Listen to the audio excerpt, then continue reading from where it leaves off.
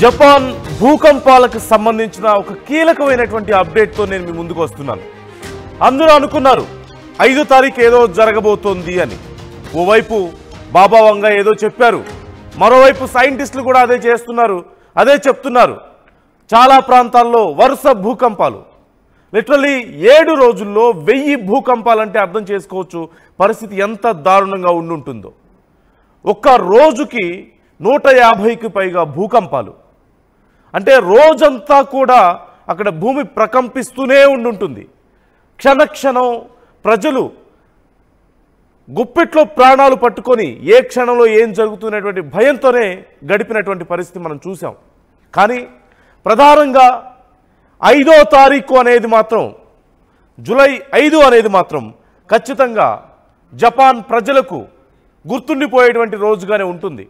ఇప్పుడు నేను చెప్పబోయే అప్డేట్ ఏంటంటే, జూలై 5 అయిపోయింది, అనుకున్నంత నష్టం జరగలేదు అని అందరూ అనుకుంటూ ఉన్నారు. సైంటిస్టులు ఏదో అనుకున్నారు, 3 లక్షల మంది వరకు ప్రాణాలు కోల్పోతారు అనుకున్నది జరిగితే అంటూ అందరూ అనుకున్నారు. చాలా ప్రాంతాలు ఎవాక్యుయేట్ చేయించారు, చాలా జాగ్రత్తలు తీసుకున్నారు, సహాయక చర్యలకు ముమ్మరంగా ఏర్పాట్లు చేశారు. మరోవైపు బాబా వంగ లాంటి వాళ్ళు కూడా చాలా చెప్పారు. బాబా వంగ చెప్పారు, అలాగే టాట్సుకి చెప్పారు. బాబా వంగ తర్వాత టాట్సుకి అంత పేరున్నటువంటి ఫ్యూచర్ని ప్రిడిక్ట్ చేయగలిగినటువంటి వ్యక్తిగా, ఒక గొప్ప వ్యక్తిగా పేరుంది జపాన్లో. వాళ్ళు కూడా ఇదే చెప్పారు. ఈ రెండూ కలిసినాయి. ఓ పక్క నమ్మకం, మరో పక్క సైన్స్, ఓ పక్క భవిష్యవాణి, మరో పక్క సైంటిఫిక్ క్యాలిక్యులేషన్స్. ఈ రెండు మ్యాచ్ అయిన నేపథ్యంలో మరింత ఎక్కువ భయపడ్డారు ప్రజలు. కానీ అనుకున్నంత నష్టం జరగలేదు. అతి కొద్దిపాటి నష్టంతో రోజు గడిచిపోయింది. 5వ తారీఖు అయితే గడిచిపోయింది. కానీ జపాన్ ప్రభుత్వాన్ని, జపాన్ ప్రజలని భయం ఇంకా వెంటాడుతూనే ఉంది. దానికి నిదర్శనంగా జరుగుతున్నటువంటి పరిణామాలను మనం చూడొచ్చు. అకుసుకి అనేటువంటి ఒక ఐలాండ్, ఒక చిన్న ఐలాండ్, 89 మంది ఆ ఐలాండ్లో నివాసం ఉంటున్నారు ప్రజలు. ఆ ఐలాండ్ని ఖాళీ చేయిస్తుంది జపాన్ ప్రభుత్వం. ఈ అకుసుకి అనేది టోక్రా ఐలాండ్స్లో ఒక చిన్న భాగం. నిన్న మనం ఆర్టీవీ మీకు చాలా ఎక్స్క్లూజివ్గా ఒక పెద్ద మ్యాప్లో చూపించింది. జపాన్కి చాలా కింద భాగంలో టోక్రా ఐలాండ్స్ అనేటువంటి చిన్న ఐలాండ్స్, చిన్న చిన్న ఐలాండ్స్ ఉన్నాయి. ఆ ఐలాండ్స్లో ఒక భాగమే ఈ అకుసుకి అనేటువంటి ఐలాండ్. ఈ ఐలాండ్ని జపాన్ ప్రభుత్వం ఖాళీ చేయిస్తుంది. వాళ్ళందరినీ అక్కడ ఖాళీ చేయించి జపాన్లో ఒక స్కూల్ గ్రౌండ్లో కొన్ని ఆవాసాలు ఏర్పాటు చేసి వారిని అక్కడికి తరలించింది. అలాగే ఈ ఎర్త్ క్వేక్స్కి సంబంధించి కూడా అప్డేట్స్ మనం చూస్తున్నాం. సో ఎందుకు చేస్తున్నారు మరి? అయిపోయింది కదా 5వ తారీఖు, సైంటిస్టులు చెప్పినట్లుగా, లేదంటే బాబా వంగ చెప్పినట్లుగా ఏం జరగలేదు కదా అనుకుంటే మరి ఎందుకు జపాన్ ప్రభుత్వం ఎందుకు ఈ పని చేస్తుంది అనే ప్రశ్న ఖచ్చితంగా ఇక్కడ ఉత్పన్నమవుతుంది. సో ఖచ్చితంగా జపాన్ ప్రభుత్వానికి ఇంకా భయం ఉంది, భూకంపాల భయం ఇంకా ఉంది. అలాగే ఇప్పుడిప్పుడే కొంత సునామీ వచ్చే అవకాశాలు లేవు ఇక అనేటువంటి కొంత కాన్ఫిడెన్స్ జపాన్ గవర్నమెంట్లో పెరుగుతున్నట్లుగా తెలుస్తోంది. అంటే 5 వరకు పర్లేదు, రిక్టర్ స్కేల్ మీద 4.5 నుంచి 5, 5.5 వరకు కూడా ఇబ్బంది లేదు. కానీ అంతకు మించి 6, 7 గనక రిక్టర్ స్కేల్ మీద నమోదైతే, తీవ్రతతో గనక భూకంపం ఒకటి సంభవిస్తే ఖచ్చితంగా సునామీ వచ్చేటువంటి అవకాశాలు ఎక్కువగా ఉన్నాయని భయం ఎక్కువ ఉంది. ఈ నేపథ్యంలో 5వ తారీఖు గడిచిపోయింది కాబట్టి ఇక సేఫ్గా ఉన్నాం అనుకోవడానికి లేదు. ఖచ్చితంగా జపాన్ ఇంకా భూకంపాల భయంతో వణికిపోతోంది. జపాన్ ప్రజలు ఇంకా భయంతోనే ఉన్నారు. జపాన్ ప్రభుత్వం కూడా ఆ అలర్ట్ నుంచి ఇంకా బయటికి రాలేదు.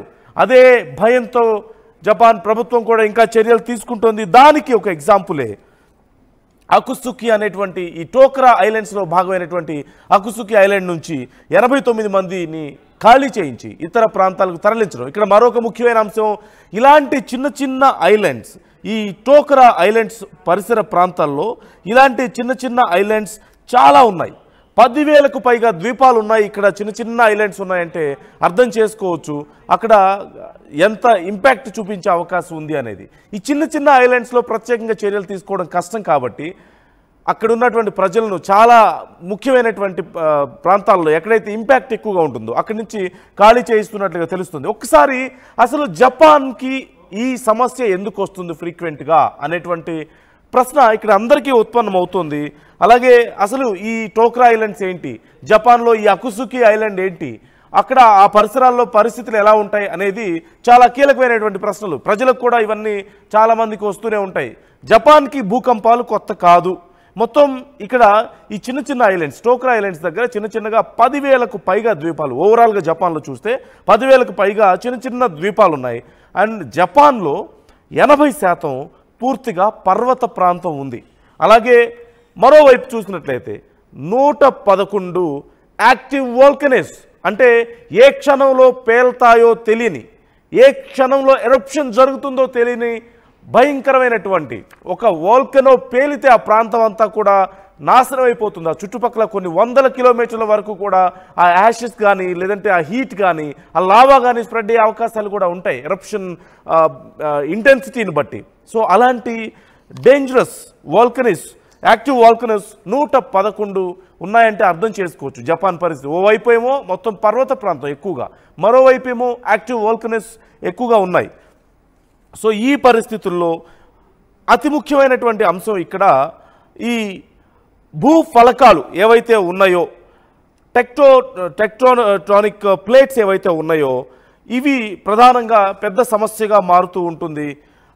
ఈ భూఫలకాలు అంటే పైకి చూడడానికి భూమి సమాంతరంగా కనిపించినప్పటికీ కూడా, ఒక ఏరియాలో భూమి సమాంతరంగా కనిపించినప్పటికీ కూడా ఈ లోపల ఈ రాళ్ళు ఏవైతే ఉంటాయో, రాళ్ళు కానీ బలమైనటువంటి సున్నపు రాళ్ళు కానీ ఇతర ఈ స్టోన్ మెటీరియల్ అంతా కలిసి ఆ హీట్ వల్ల బలమైనటువంటి ఫలకలుగా ఏర్పడుతుంది, ప్లేట్స్గా ఏర్పడుతుంది.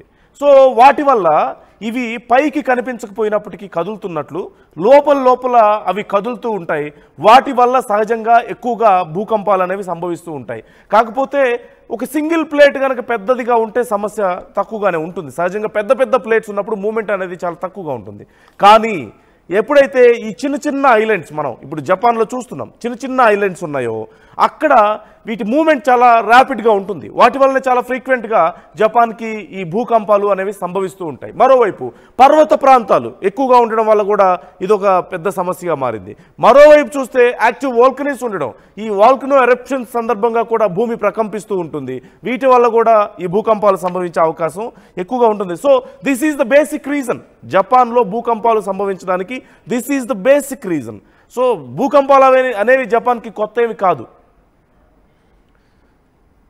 ఇవేవి భూకంపాలు కొత్త ఏం కాదు జపాన్కి. కాకపోతే ఇంటెన్సిటీ ఆఫ్ ఈ ఎర్త్ క్వేక్స్ అనేది చాలా ముఖ్యమైనటువంటి అంశం. మరోవైపు ఇప్పటికే చాలా వరకు ఈ చిన్న ఐలాండ్స్ నుంచి ప్రజల్ని సురక్షిత ప్రాంతాలకు తరలిస్తున్నారు. మనం స్క్రీన్ మీద చూస్తున్నాం. ఈ చిన్న ఐలాండ్ అకుసుకి అనేటువంటి ఐలాండ్ నుంచి తరలించినటువంటి ప్రజలను ఒక స్కూల్ గ్రౌండ్కి తరలించి వాళ్ళకి అక్కడే పునరావాసం ఏర్పాటు చేస్తున్నారు. వాళ్ళకి సంబంధించిన డీటెయిల్స్ తీసుకుంటున్నారు. మనం విజువల్స్లో చూస్తున్నాం. RTV మీకు ఎక్స్క్లూజివ్గా చూపిస్తుంది. జపాన్లోని అకుసుకి ఐలాండ్ని ఖాళీ చేయించి అక్కడి నుంచి జపాన్లో సురక్షిత ప్రాంతానికి తరలించిన తర్వాత వారికి సంబంధించి ఏర్పాట్లు మనం చూస్తూనే ఉన్నాం. మరోవైపు స్క్రీన్లో హాఫ్ మనం అది చూస్తుంటే, స్క్రీన్లో లెఫ్ట్ సైడ్ మనం చూస్తున్నాం జపాన్లో భూకంపం దాటికి ధ్వంసమైనటువంటి రోడ్లు, షాపింగ్ మాల్స్, ఇళ్ళు, అంటే వాటి ఇంపాక్ట్ ఎంతవరకు ఉందో మనం చూడొచ్చు. అంటే బయట నుంచి చూడడానికి జపాన్కి కొత్త ఏం కాదు కదా భూకంపాలు అనుకున్నప్పటికీ కూడా ఇంపాక్ట్ ఎంతవరకు ఉందనేది చాలా కీలకం. మరోవైపు వారం రోజుల్లో 1000కి పైగా భూకంపాలంటే రోజులో ప్రతి 2 నిమిషాలకు ఒకసారి భూమి కంపిస్తూ ఉందంటే నువ్వు ప్రశాంతంగా నిద్రపోగలవా? ప్రశాంతంగా తినగలవా? అసలు ప్రశాంతంగా కూర్చోగలవా? నీ ఫ్యామిలీ గురించిన భయం ఖచ్చితంగా ఉంటుంది, నీకు ప్రాణ భయం ఖచ్చితంగా ఉంటుంది. అదే పరిస్థితిని జపాన్లో ఉన్నటువంటి చాలా ప్రాంతాలు, ముఖ్యంగా ఈ టోక్రా ఐలాండ్స్ అలాగే దిగువ ప్రాంతంలో పసిఫిక్ రీజియన్కి దగ్గరలో ఉన్నటువంటి ప్రాంతానికి సంబంధించినటువంటి ప్రజలు ఫేస్ చేస్తూ ఉన్నారు. మనం చూస్తున్నాం రోడ్స్ లెఫ్ట్ సైడ్ మనం స్క్రీన్లో RTV మీకు ప్రజెంట్ చేస్తుంది. ఆ విజువల్స్ జపాన్లో ఈ భూకంపాల దాటికి ధ్వంసమైనటువంటి రోడ్లను మనం చూస్తున్నాం. పూర్తిగా భూమి 2గా చీలుతుందా అన్న స్థాయిలో పెద్ద గోతులు ఏర్పడడం, కాంక్రీట్ అలాగే ఈ తార్ రోడ్లు కూడా, కాంక్రీట్ రోడ్స్ కూడా పగిలిపోతున్నటువంటి పరిస్థితి మనం చూస్తున్నాం. ఈ నేపథ్యంలో ఇళ్ల మధ్యలో కూడా చాలా ప్రాంతాల్లో ఇళ్ళు కూడా ధ్వంసమైనట్లుగా మనం చూస్తూనే ఉన్నాం. గత 2-3 రోజుల నుంచి పరిస్థితి ఎంత దారుణంగా ఉందో. యా నా కొలీగ్ సచిన్ మనతో జాయిన్ అవుతున్నారు ఈ అంశానికి సంబంధించి మనతో మాట్లాడడానికి. సచిన్ కూడా దీనికి సంబంధించి ఎప్పటికప్పుడు ఫాలో అప్ చేస్తూనే ఉన్నారు జపాన్లో సిచ్యువేషన్కి సంబంధించి. సచిన్, డీటెయిల్స్ ఏంటి? కొన్ని చిన్న చిన్న ఐలాండ్స్ నుంచి ప్రజల్ని ఖాళీ చేయించి సురక్షిత ప్రాంతాలకు తరలిస్తున్నారు. అంటే 5 తారీఖు అయిపోయింది కదా, జూలై 5 అయిపోయింది. సైంటిస్టులు ఏదో అనుకున్నారు, బాబా వంగ ఇంకేదో చెప్పారు, ఈ 2 మ్యాచ్ అయినాయి, ఇంకా పెద్ద ప్రళయం రాబోతుంది అందరూ అనుకున్నారు. కానీ కొద్దిపాటి ఇంపాక్ట్, అంటే కంపేరిటివ్లీ కొద్దిపాటి ఇంపాక్ట్తోనే జపాన్ తప్పించుకుంది. కానీ ఇంకా ఎందుకని గవర్నమెంట్ ఈ చర్యలన్నీ తీసుకుంటుంది? అంటే ఇంకా ఆ భయం ఉందా? ఇంకా మరింత నష్టం జరిగే అవకాశం ఉందా? మరి ముఖ్యంగా జపాన్ కి సంబంధించి మాట్లాడుకునే క్రమంలో గత 24 గంటల్లోనే 200కు పైగా భూకంపాలు సంభవించాయి. జపాన్ డేటా ప్రకారం, ఈ అఫీషియల్ డేటాని మనం మార్నింగ్ కూడా చూపించడం జరిగింది. ఇంకా చెప్పాలంటే మనం మాట్లాడుకుంటున్న క్రమంలోని రిమెంబర్ ఇంకో బిగ్ బ్రేకింగ్ న్యూస్ కింద చెప్పుకోవాలి. ఎందుకంటే 8 గంటల 42 నిమిషాలకి 8 గంటల 35 నుంచి 8 గంటల 42 నిమిషాల లోపు ఏకంగా 4.3, 4.9 అంటే దాదాపుగా వచ్చింది. ఇది నేపథ్యం స్వయంగా జపాన్ చెబుతున్నమాట. సో ఈ నేపథ్యంలో అక్కడ భూకంపాలు ఇంకా తగ్గలేదు. ఇలా చెప్పాలంటే అక్కడ ప్రతి 5 నుంచి 8 నిమిషాలకి ఒక భూకంపం అక్కడ సంభవిస్తుంది. అఫ్కోర్స్ సునామీ వార్నింగ్ కి సంబంధించి మాట్లాడుకున్న సందర్భంలో కొన్ని ప్రాంతాల్లో 6.5 తీవ్రత కావచ్చు, లేకపోతే 7 తీవ్రత, డిపెండింగ్ ఆన్ అక్కడ సిచ్యువేషన్ బట్టి ఆ సునామీ వార్నింగ్స్ ఇవ్వడం జరుగుతూ ఉంటుంది. బట్ ఇప్పుడు ప్రెసెంట్ సిచ్యువేషన్ చూసుకుంటే ఏం జరుగుతుందంటే ఈ టొకారా ఐలాండ్స్ కావచ్చు, లేకపోతే మరికొన్ని చిన్న ఐలాండ్స్, అక్కడ ఐలాండ్స్ ఉంటూ ఉంటాయి, అక్కడి నుంచి ప్రజలను ఖాళీ చేస్తున్నారు. ఈ అకుతేకి కావచ్చు, మరి ముఖ్యంగా కావచ్చు కొడారా, ఈ టొకారా ఐలాండ్ కి సంబంధించి మాట్లాడుకున్న సందర్భంలో ఇవన్నీ అక్కడే ఉంటాయి. ఈ టొకారా ఐలాండ్ కి సంబంధించిన ప్రాంతం ఎందుకు అక్కడ ఇంకే ఇంపాక్ట్ లాంటి కొనసాగుతుందంటే కనుక అక్కడ పరిస్థితి ఆ తీవ్రతతో ఉంది. నిన్న మనం ఉదయం మాట్లాడుకున్నప్పుడే 5.5 తీవ్రత, సుమారు 5 నుంచి 5.5 తీవ్రతతో 2 సార్లు భూకంపం వచ్చిందని చెప్పుకున్నాం. దాదాపుగా 8:38 నుంచి 8:42 లోపై ఏకంగా 2 సార్లు భూ ప్రకంపనలు వచ్చాయి అక్కడ. అది కూడా ఈ టోక్రా ఐలాండ్స్ కి సంబంధించి. టోక్రాతో పాటు సచిన్ నేను మీతో మళ్ళీ కాంటాక్ట్ లోకి వస్తాను. యాక్చువల్లీ కొంచెం సిగ్నల్ ప్రాబ్లం వల్ల వాయిస్ క్లియర్ గా లేదు.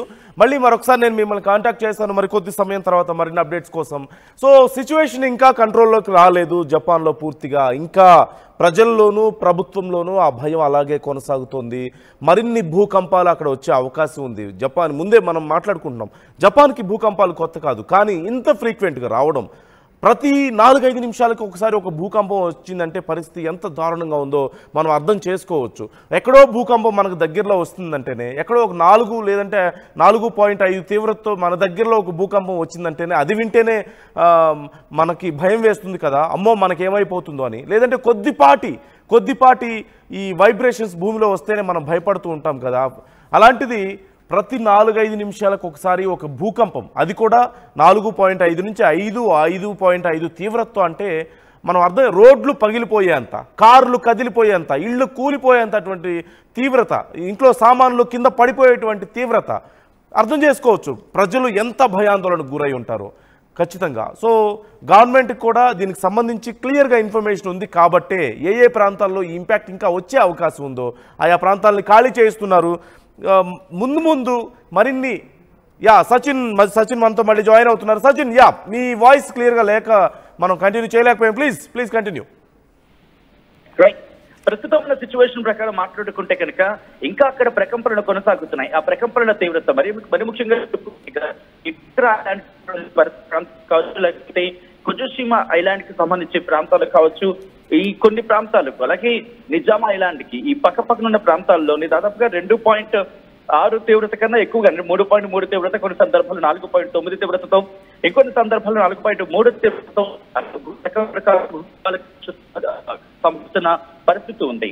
సో ఈ క్రమంలోనే అక్కడ వెకెటింగ్ చేస్తున్నారు. అంటే ఎందుకైనా మంచి సురక్షిత ప్రాంతాలకు తరలించే సిచ్యువేషన్ లా వాళ్ళకి అనిపిస్తోంది. ఎందుకంటే డ్యామేజ్ కనుక ఎక్కువ ఉంటాయి, అంటే ఏ క్షణాన్నైనా మ్యాగ్నెటిక్ ఆ తీవ్రతతో 6.5 కావచ్చు, లేకపోతే ఆ తీవ్రతతో వచ్చే అవకాశం ఉంది అనుకున్న పక్షంలో ముందుగానే డజన్స్ ఆఫ్ ఈ అక్కడ ప్రజలని వాళ్ళు అక్కడ ఖాళీ చేయడం జరుగుతోంది. ఇది ఎక్కడంటే మరి ముఖ్యంగా నైరుతి జపాన్ కి సంబంధించిన ఈ ఐలాండ్ లో Sachin I'll get back to you Sachin. Thanks for the updates. మరొకసారి సిగ్నల్ ప్రాబ్లం ఉంది, మరొకసారి మనం తప్పకుండా మాట్లాడదాం. రైట్, ఇప్పటి వరకు ఉన్నటువంటి సిచ్యువేషన్ మనం చూస్తున్నాం. మరోవైపు ఇది గతంలో జపాన్లో ఇలాంటి భూకంపాలు ఎప్పుడు సంభవించాయనేది ఒకసారి చూద్దాం. జూన్ 2021లో 1031 ఎర్త్ క్వేక్స్ వచ్చాయి. ఇప్పటి వరకు 1031 earth quakes from June 21, 2021 June నుంచి 1031 ఎర్త్ క్వేక్స్ వస్తే కేవలం గత వారం రోజుల్లోనే 1000కి పైగా భూకంపాలు వచ్చాయంటే అర్థం చేసుకోవచ్చు ఎంత దారుణమైన పరిస్థితి అక్కడ ఉందో. అంటే గత 4 ఏళ్లలో ఎన్ని భూకంపాలు వచ్చాయో అన్ని భూకంపాలు ఒక్క వారం రోజుల్లో జపాన్లో వచ్చాయంటే పరిస్థితి తీవ్రత ఎంత దారుణంగా ఉందో మనం చూడొచ్చు. మరోవైపు ఈ ఎర్త్క్వేక్స్ కారణంగా ఎక్కడ ఏ అగ్నిపర్వతం బద్దలవుతుందో, లేదంటే ఈ ఎర్త్క్వేక్స్ ఎక్కువగా వస్తే ఎక్కడి నుంచి సునామీ ముంచుకొస్తుందో అంటూ భయాలు కూడా మరోవైపు ఉన్నాయి. ఈ నేపథ్యంలో అసలు ఏం జరుగుతుంది, ఎటు నుంచి ఏ ఉత్పాతం ముంచుకొస్తుందో అంటూ భయం ప్రజల్లో ఉంది. మనం చూస్తున్నాం స్క్రీన్ మీద అగ్నిపర్వతం బద్దలైతే ఎంత దారుణమైనటువంటి పరిస్థితులు ఉంటాయో ప్రత్యేకంగా చెప్పనక్కర్లేదు. మనం డైరెక్ట్గా మనలో చాలా మంది చూడకపోయినప్పటికీ సినిమాల్లో కొంతవరకు ఎక్స్పీరియన్స్ చేసి ఉంటారు పరిస్థితులు ఎంత దారుణంగా ఉంటాయి. దానికి సంబంధించిన విజువల్స్ మీరు చూస్తున్నారు స్క్రీన్ మీద. ఒక అగ్నిపర్వతం బద్దలైతే చుట్టుపక్కల సుమారుగా కొన్ని 100 కిలోమీటర్ల వరకు కూడా ఆ ఇంపాక్ట్ ఉంటుంది. దానికి సంబంధించినటువంటి లావా కొన్ని కానీ సుమారుగా 10 కిలోమీటర్ల దూరం వరకు కూడా ఆ లావా చిందుతూ ఉంటుంది. మరోవైపు ఆ పొగ పూర్తిగా ఆకాశాన్ని కమ్మేస్తుంది. ఒక మాటలో చెప్పాలంటే కొన్ని సందర్భాల్లో పెద్ద వాల్కనోస్ బర్స్ట్ అయితే, పెద్ద వాల్కనోస్ కనుక పేలినట్లయితే కొన్ని రోజుల పాటు ఆకాశం పూర్తిగా ఈ మేఘావృతమై ఉండిపోయి, అంటే నల్లటి మేఘాలతో కప్పిపోయి ఉండిపోయి సన్లైట్ కూడా మనకి పడనంత దారుణమైనటువంటి చీకటిని అక్కడ మిగులుస్తుంది. అంత దారుణమైనటువంటి పరిస్థితులు అక్కడ ఉంటాయి. సో అదే పరిస్థితి కొన్ని 111 యాక్టివ్ వాల్కనోస్ జపాన్లో ఉన్నాయంటే అర్థం చేసుకోవచ్చు ఈ ఎర్త్క్వేక్స్ వల్ల ఏ ఒక్క వాల్కనో అయినా సరే, పెద్ద వాల్కనో ఒక్కటైనా సరే ఎరప్ట్ అయిందంటే ఏంటి పరిస్థితి అనేది మనం చూడొచ్చు. మరోవైపు భారీ భూకంపాలు సంభవిస్తే సముద్ర ప్రాంతాల్లో సునామీ హెచ్చరికలు సహజంగా మనం చూస్తూ ఉంటాం. జపాన్ అనేది పూర్తిగా ఒక పెద్ద ఖండంగా లేదు, చిన్న భాగాలుగా ఉంది. చుట్టూ ఎటు చూసినా నీళ్లే ఉన్నాయి, సముద్రమే ఉంది, భారీ సముద్రం ఉంది మనం ఎటు చూసినా సరే. ఈ నేపథ్యంలో అక్కడ సునామీ హెచ్చరికలు కూడా పెద్ద ఎత్తున ఎప్పుడు వస్తూనే ఉంటాయి భూకంపాలు వచ్చినప్పుడు. ఇప్పుడున్న పరిస్థితుల్లో ఇంత ఫ్రీక్వెంట్గా వస్తున్న నేపథ్యంలో మరింత పెద్ద సునామీ ఏదైనా వచ్చే అవకాశం ఉందని కూడా సైంటిస్టులు అంచనా వేశారు. దానివల్ల కూడా ఇంత భయపడాల్సినటువంటి పరిస్థితి మనకు కనిపిస్తుంది. సో ఈ నేపథ్యంలో జపాన్కి సంబంధించినటువంటి మెటీరియలాజికల్ ఏజెన్సీ నివేదిక ప్రకారం చూస్తే సెప్టెంబర్ 2023లో 346 భూకంపాలు సంభవించినట్టుగా తెలుస్తుంది. ఇవే హైయెస్ట్. సెప్టెంబర్ 2023 ఆ ఇయర్లో 346 భూకంపాలు సంభవించాయి. అలాంటిది ఒక వారం రోజుల్లో 2025లో ఇప్పుడు గత వారం రోజుల్లో జరిగినటువంటి ఈ భూకంపాలు 1000కి పైగా భూకంపాలు అంటే పరిస్థితి తీవ్రత మనం అర్థం చేసుకోవచ్చు. ఎందుకు జపాన్ ప్రజలు అంత భయపడుతున్నారు? రెగ్యులర్గా భూకంపాలు చూసినప్పటికీ ఎందుకు జపాన్ ప్రభుత్వం అంత భయపడుతుంది? ఎందుకు జపాన్ సైంటిస్టులు అంత భయపడాల్సి వస్తుంది అంటే ఇదే ఈ భూకంపాల తీవ్రతని, అలాగే ఫ్రీక్వెన్సీ, అంటే నంబర్ ఆఫ్ భూకంపాలు మనం చూస్తే ఎప్పుడో గతంలో సంవత్సరంలో వచ్చినటువంటి భూకంపాల కంటే కూడా 3 రెట్లు ఒక వారం రోజుల్లో వచ్చాయి. దానివల్ల ఇంత భయపడాల్సిన పరిస్థితి వస్తుంది. సో ఓవరాల్గా సిచ్యువేషన్ ఇది. అకుసుకి అనేటువంటి ఒక ఐలాండ్ నుంచి, ఇప్పుడు ఆ టోకర్ ఐలాండ్స్లో భాగమైనటువంటి అకుసుకి ఐలాండ్ నుంచి ప్రజలను ఖాళీ చేయించారు, మరికొన్ని ఐలాండ్స్ నుంచి కూడా ఖాళీ చేయిస్తున్నారు. ఇలాంటి 10,000 ఐలాండ్స్ అక్కడ ఉన్నాయంటే అర్థం చేసుకోవచ్చు ఎంత చిన్న ఐలాండ్స్ ఉన్నాయో. మరోవైపు ఈ భూఫలకాల కదలికల వల్ల కూడా రెగ్యులర్గా భూకంపాలు వస్తూ ఉంటాయి. సో ఇప్పుడున్నటువంటి సిచ్యువేషన్లో ప్రజలకు ఇంకా భయం పోలేదు, ఇంకా మరిన్ని భూకంపాలు వచ్చే అవకాశం ఉందంటున్నారు.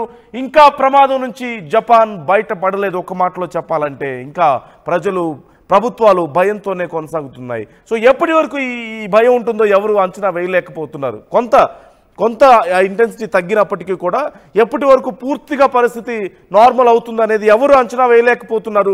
ఈ అంశానికి సంబంధించి మీ అభిప్రాయాలను ఆర్టీవీతో కూడా షేర్ చేసుకోండి. అసలు అక్కడ ఉన్నటువంటి పరిస్థితిని చూస్తే మీకేమనిపిస్తుంది? రెగ్యులర్గా ఇంత భారీ భూకంపాలు సంభవించిన పట్ల మీరు ఎలా ఫీల్ అవుతున్నారు? ఎలాంటి చర్యలు తీసుకుంటుంది జపాన్ ప్రభుత్వం అనే దానికి సంబంధించి మీకు అందుతున్నటువంటి సమాచారానికి సంబంధించి కూడా మాతో ఎప్పటికప్పుడు అప్డేట్స్ కామెంట్ రూపంలో షేర్ చేసుకుంటూ ఉండండి. జపాన్లో ఉన్నటువంటి సిచ్యువేషన్కి సంబంధించి ఎప్పటికప్పుడు RTV మీకు ఎక్స్క్లూజివ్గా మినిట్ టు మినిట్ అప్డేట్స్ అందిస్తూనే ఉంటుంది. Stay tuned. న్యూట్రిషన్స్ చపాతీ రోటీ కాకుండా సంతృప్తిగా రైస్ కూడా తినవచ్చు.